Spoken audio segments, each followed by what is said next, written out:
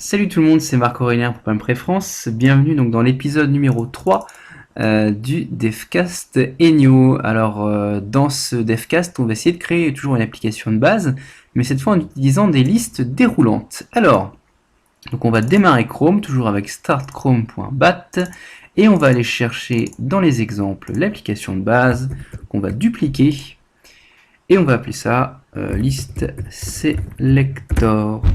Voilà. Et je vais éditer tous les fichiers qui se trouvent dans l'application avec Notepad++. Voilà. Donc je fais strictement la même chose qu'avant. Voilà. Regardons ensemble le code nécessaire pour faire des listes déroulantes. Alors là, dans l'application que je vais vous proposer, on va faire une liste déroulante avec différentes valeurs qui vont correspondre en fait eh bien, à des tailles de police. Et à chaque fois qu'on va, par exemple, changer eh bien, la valeur contenue dans le list selector, on va changer la taille d'un texte. Voilà. Donc, comme d'habitude, on a installation et la fonction correspondante et une méthode. Ici pour, par exemple, eh bien, installer une valeur sur le list selector. Alors, donc ici, voilà. Donc je vais commencer par mettre le code. Il est où? Il est là. Le code du list selector, donc de la liste déroulante, si je veux parler en français, ce serait mieux. Voilà. Donc je vais le présenter comme ceci, que ce soit un petit peu plus joli. Alors, dans cette boîte, donc une boîte, hein, c'est toujours la même chose, une accolade ouvrante, une accolade fermante. Cette fois, donc, on a un genre qui n'est pas un genre bouton, mais un genre list selector, donc faites toujours attention aux majuscules. Ce nom, je l'ai appelé font size selector, puisqu'il va permettre de sélectionner la taille de police. En change, ça va être font size change, qui va être la fonction qu'on va appeler quand on va changer la valeur qui est contenue dans cette liste déroulante. Et ensuite, eh bien, on a les trois valeurs, par exemple, qui sont dans la liste déroulante. Ensuite, on va mettre la fonction qui va permettre de changer la valeur de la police d'un contenu. Donc, on change, donc font size change, qui est ici. Donc, à l'intérieur, en fait, on va passer des événements. Donc, notamment, in value. In value, donc je vais mettre en commentaire, donc CTRL Q ici, je vais enlever le commentaire et ça, je vais mettre en commentaire puisque j'ai pas encore de contenu. Voilà, je vais juste regarder si à chaque fois que je vais changer la valeur de ma liste déroulante, je vais bien avoir dans InValue et dans la console donc la valeur qui est retournée.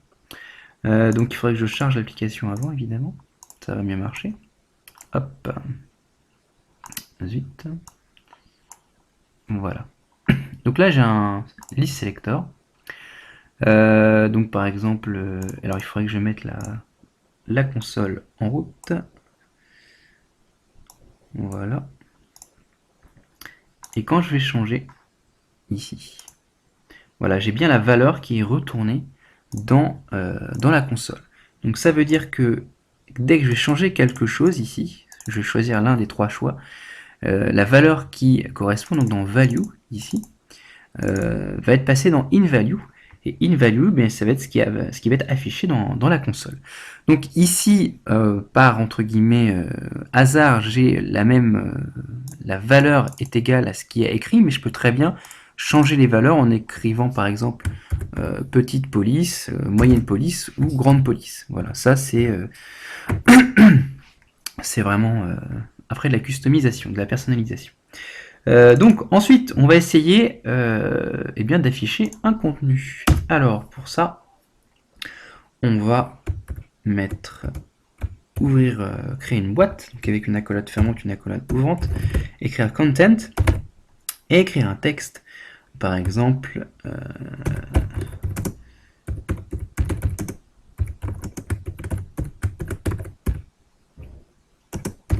voilà. Ok, donc je fais vraiment attention qu'il y ait toujours une virgule entre les différentes boîtes, sinon ça plante. Voilà, donc c'est génial les devcasts. Donc ça c'est une première chose. Et ensuite, donc, à chaque fois que je vais changer la valeur sélectionnée dans la liste déroulante, je vais, donc avec cette ligne-là, il faut rajouter un petit point virgule, ça change rien, mais du point de vue rigueur, donc je vais pouvoir changer le contenu qui se trouve dans cette boîte-là. Sauf que ici, j'ai pas mis de nom, donc il faut que je mette un nom. Donc name. Et donc ici, j'ai mis un contenu, voilà. Et maintenant, donc quand je vais changer, donc je recharge. Quand je vais changer, je vais passer à 20 par exemple. Normalement, ça doit changer la taille de la police, voilà. Donc je passe en 16 ou en 20. Alors je peux très bien rajouter, donc CTRL D, je double. Je peux très bien rajouter donc une police avec de taille 24, une police de taille 32. Voilà, faites toujours attention de mettre les virgules ici. Je sauve, CTRL S, je recharge. Voilà, 32, 16, voilà. Donc ça marche très bien. Après, on va pouvoir changer la valeur qui est sélectionnée dans la liste déroulante sans avoir besoin d'utiliser la liste déroulante. Ça va être souvent le cas, par exemple, si vous voulez initialiser l'élément sur, par exemple, autre chose que la valeur 16 ou faire d'autres choses. Voilà. Donc, pour ça, on va créer un bouton, juste pour voir si ça marche. Donc, le bouton, on va aller chercher le code ici, voilà, donc le bouton que je vais mettre en dessous. Donc là je mets une virgule, voilà, le bouton donc on va mettre par exemple fixé à 32 pixels, voilà. Il va falloir que j'appelle ma fonction, donc cette fonction je vais la prendre ici. Voilà. Je la mets à la suite. Alors pour que ce soit un petit peu plus lisible, je vais passer une ligne entre chaque fonction. Voilà. Et ce que je peux faire par exemple, c'est utiliser une des méthodes de la liste déroulante. Je vais pouvoir donc faire set value. Donc CTRL C, CTRL V, voilà.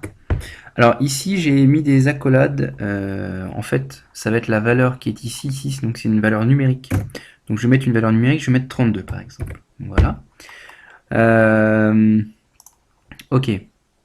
Donc là normalement, quand je vais appuyer sur le bouton fixé à 32, je vais avoir la valeur du list selector qui est fixée à 32. Par contre évidemment, ça n'appelle pas la fonction de changement de taille. Bien évidemment. Ça va juste changer ce qu'il y a inscrit. Ça ne va pas appeler la fonction onChange. Voilà, donc on va essayer maintenant, toujours pour s'exercer, essayer de charger, que l'application se charge non plus sur la valeur 16, mais sur la valeur 32 par exemple. Puisqu'en fait, ici de base, l'application va charger le list selector sur la première valeur. Or, nous, on ne veut peut-être pas forcément la première valeur. Donc on va créer une fonction d'initialisation. Alors pour ça, on va créer une fonction qui ressemble à celle-ci, mais c'est une fonction qui s'appelle la fonction create. La fonction create, donc je vous donne un petit exemple là que je viens de faire. Create, ça ressemble à ça. Donc strictement la même syntaxe de déclaration de fonction. Avec this inherited arguments. Donc en gros, à partir de là, on va pouvoir exécuter une action au démarrage de l'application. Donc par exemple, ce qu'on pourrait faire, c'est au démarrage mettre le list selector par exemple à 32 ou autre chose à 24 par exemple. Donc je sauvegarde. Donc dans l'idée, quand je vais démarrer l'application, je vais avoir donc je vais passer d'abord par la fonction create qui va me mettre le font size selector à 24. Puis ensuite je vais avoir le rendu des différents éléments d'interface. Donc je pourrais mettre par exemple un console log pour par exemple voir le démarrage. Je vais appeler ça start. Hop.